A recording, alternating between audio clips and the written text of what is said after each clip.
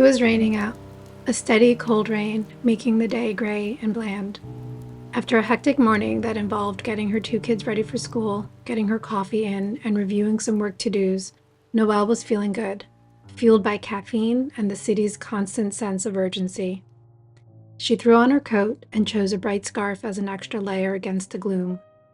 But honestly, she sort of liked this kind of weather because it was efficient to her. There was no messing around. You just had to muscle through and get all your stuff done, rain or shine.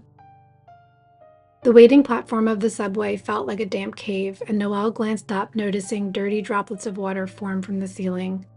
She was leaning slightly over the yellow safety line to watch as the train came into the station.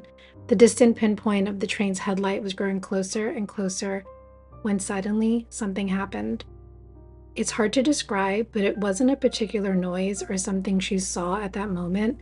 It was an icy, sharp feeling between her shoulder blades, along with a dark pressure that felt to her like she was being hunted. She couldn't isolate exactly what the threat was, but what was certain to her was that she was being watched. She wasn't usually an overly anxious person, but living in the city did present her with a general low-level worry just from the fast-paced environment, but she accepted it as part of the deal. But this feeling and situation felt completely otherly. This was a dedicated, predatory stare, and it created a feeling in her so intense, it felt less psychological and more like an actual physical object, a literal piece of cold steel pressed against her coat. She tried to breathe it out, but her breath caught in her throat and she had trouble swallowing. She also thought she caught a quick smell. It was a faint, metallic smell, like a dirty penny or even old blood. It mingled with the damp subway air and was gone before she could even really confirm it. To calm down, she tried to rationalize the moment. She thought, this is the subway. Everyone looks. Everyone notices everyone. I'm overreacting. She adjusted the strap of her tote bag, forcing her movements to look normal so she could get rid of this feeling. She looked around, checking behind her to gauge everyone around her. It was just the usual assortment of people waiting on the platform. A young student with headphones, a commuter swiping on his phone, an old man with bags, his eyes closed, sitting on a waiting bench. Nothing stood out. The subway train slowed to a loud stop, and she moved with the other waiting passengers to board. She hoped that by entering the subway car that the hideous pressure would go away, but when the doors closed, she was sure that whatever was hunting her was already in the subway with her. She started to feel lightheaded, and she grabbed a pole and stood firmly. I'm safe, she thought, surrounded. But the sensation of the fixed gaze was now so strong that her skin felt tingly and raw. The subway car was packed, and she was trying to use all of her senses to gauge what was going on. She used the glass on the door panel as a mirror to see behind her. She scanned the blur of faces packed behind her. They were just a bunch of blurry, miserable rainy day reflections. But in the reflection was an image she missed. Amidst the blur, one reflection seemed too sharp and too focused, and it wasn't facing her. It was a dark figure facing the person right next to her, staring straight at the back of her head. She was trying to use her best senses to keep herself safe, but it wasn't quite enough to identify the danger, and her terror intensified because she just couldn't make sense.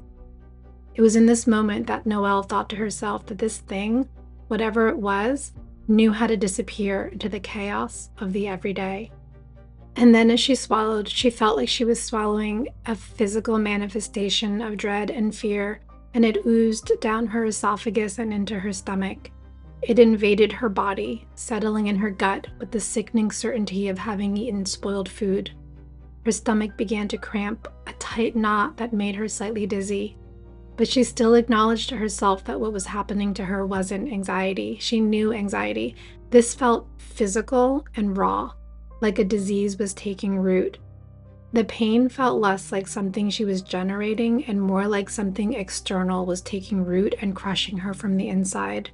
Her mind was both a flurry of slow, instinctive thoughts mixed with confusion and terror, and honestly, a part of her felt like she should just surrender to the hunting so it could be over. She was strong-minded, though, and her logic overrode all the other possibilities, so she continued her day in the state, hoping that each next moment would provide a solution to whatever was happening. She spent the next few hours truly moving on autopilot.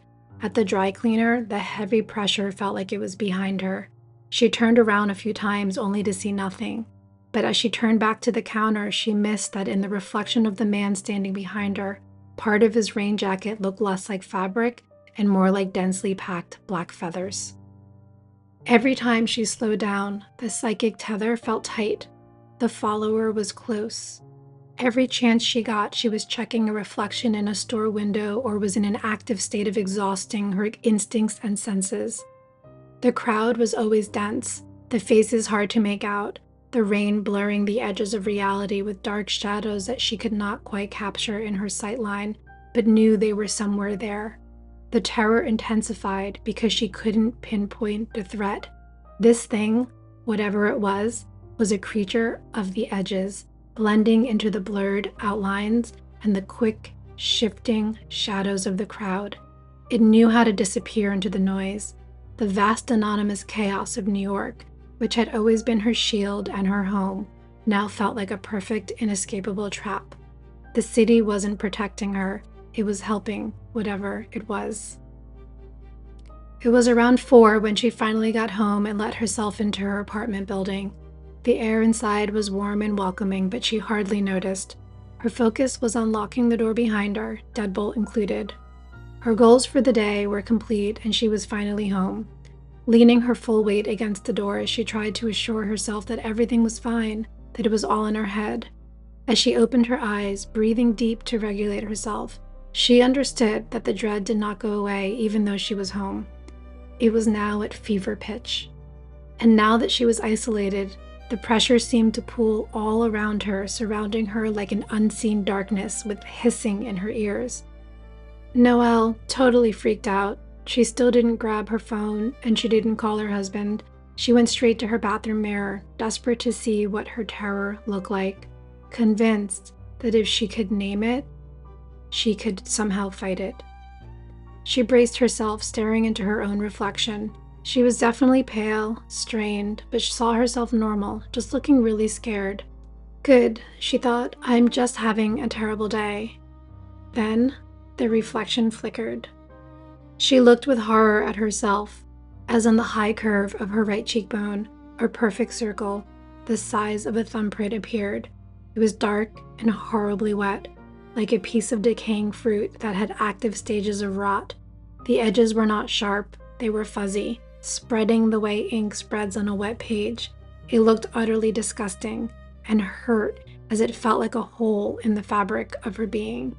She screamed, a choke, pathetic sound, and lunged forward, and she began to claw at her own face, convinced she could tear the rotten patch off her skin to get rid of the infection.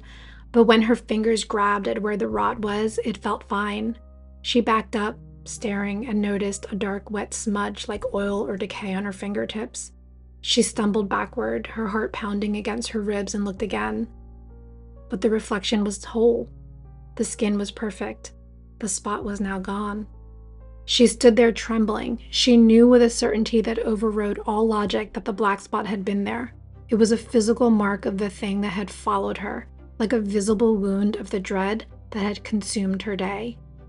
Feeling sick to her stomach and scared, but with an instinct still to protect her family from nonsense, she thought, I need to see a doctor immediately, and rushed down the street to the nearest urgent care. She told the receptionist, I need to see someone. I had a spot in my stomach. It's been hurting me all day. In the exam room, the doctor listened patiently. He checked her stomach, noted no tenderness or hard spots. He checked her face with a bright light. I'm not seeing any marks, no spots, no swelling. He reviewed her vitals. It all checked out fine. It sounds to me, he said, like you've had a severe day-long panic attack, possibly creating physical symptoms. The stomach pain is real. Your body is reacting to the stress. The visual event you described, that could be stress-induced or perhaps even slight vertigo. He prescribed a mild sedative for sleep and told her to follow up with her primary care doctor. Noel sat in the sterile fluorescent-lit room feeling dismissed and defeated. There was no way they could help or understand. The medical rational world was telling her she was fine, that she was the problem, when she absolutely knew, that something external had marked her. She went home in a desperate daze, the terror replaced by a deep, lonely despair. Noelle went to bed early while her husband handled the kids' bedtime routines. She didn't sleep well, but she did sleep. When she woke just before sunrise, she laid still, suddenly remembering the day before, and she waited for the return of the psychic ice. She waited for the stomach not to clench. She waited for the pressure in the room. But there was nothing. She felt completely light, not just rested, but weightless, as though a physical burden she hadn't known she carried had been removed. She sat up, checking her face in her bedside mirror. It was perfect.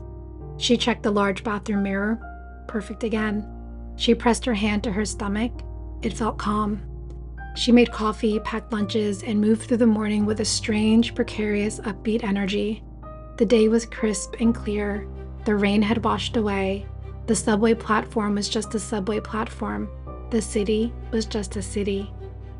The incident never repeated. She never felt the fixed stare again.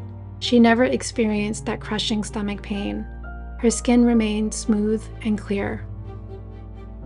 And to this day, Noelle has no idea what followed her, what marked her, or why it chose her for that single horrifying day. The event remains a perfectly sealed mystery in her life, an encounter with something that had slipped through the thin veil between the rational and the unimaginable, leaving her only with the unprovable memory of a black, rotting spot on her cheek before it retreated into the city's shadows. Her life went on, but that day never truly released its hold on her. She could never fully drop her guard, never silence the quiet certainty that the hunter had not stopped hunting, and that one day it might return.